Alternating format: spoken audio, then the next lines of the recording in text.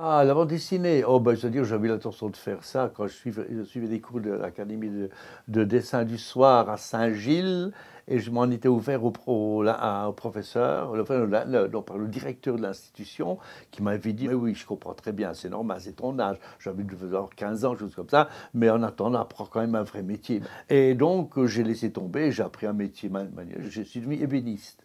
J'ai même pas pratiqué 15 jours. Et puis j'ai trouvé, comme je suivais des cours du soir d'architecture et de décoration intérieure, j'ai trouvé un boulot chez un architecte.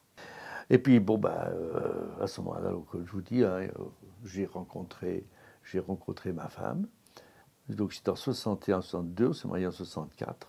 Mon beau-frère, le frère d'Adeline, qui a joué un rôle assez important dans la bande dessinée, Philippe Van Doren était connu, il a même écrit un bouquin, Comment devient-on dessinateur de bande dessinée, qui était rédac-chef des scouts de Belgique, ainsi qu'illustrateur des scouts de France à cette époque-là, tel point que j'ai fait des illustrations pour les scouts de France, jusqu'au moment que ce même beau-frère, Philippe, m'a fait un petit scénario assez ironique sur les bandes dessinées de scouts, et j'ai réalisé ce court récit, et Greg l'a remarqué.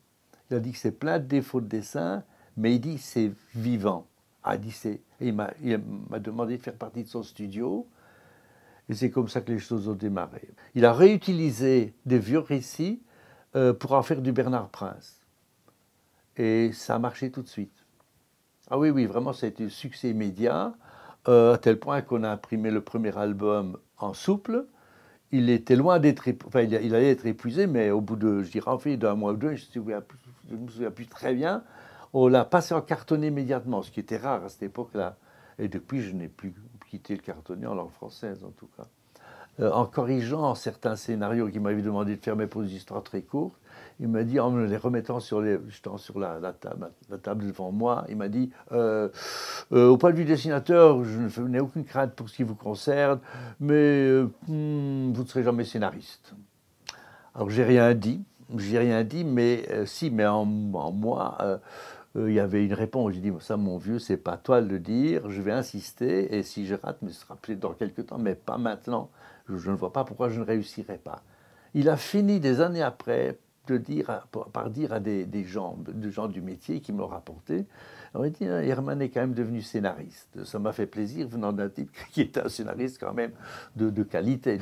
Lorsque l'inspiration ne vient pas, eh ben, on se bute, on sort seul, les mains dans le dos, peu importe dans les poches, quel que soit le temps, et on marche et on pense. Et on revient toujours avec quelque chose, un élément. Ce ne sera jamais qu'un élément du récit, mais ça vient.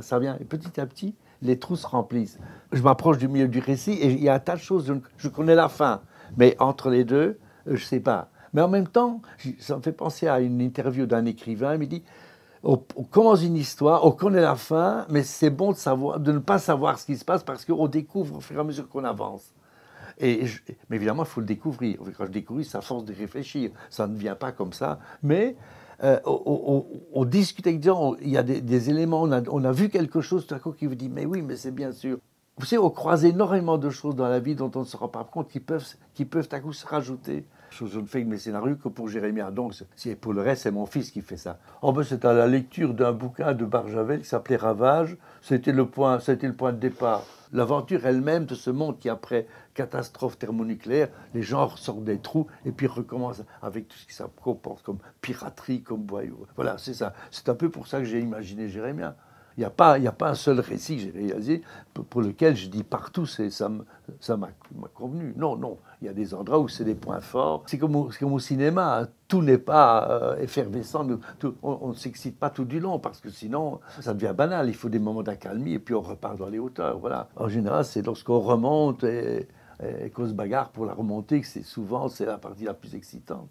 Encore que parfois, il y a des moments où c'est plat et en même temps, c'est très riche de climat. C'est passionnant comme métier, hein. C'est beaucoup moins naïf que certaines personnes s'imaginent. Non, c'est pas naïf du tout. Et croyez-moi, c'est très difficile d'arriver à exprimer cette chose avec des dessins qui ne bougent pas. On essaye de les faire bouger, donner l'illusion de ce qui bouge. Parce que ça ne bouge quand même pas, quoi. Voilà. Mais il y a des subterfuges pour donner de la vie. Et ça, c'est très important. Et puis, un dessin bien réussi, c'est plus fort qu'une photo. Mais voilà, faut arriver à le faire.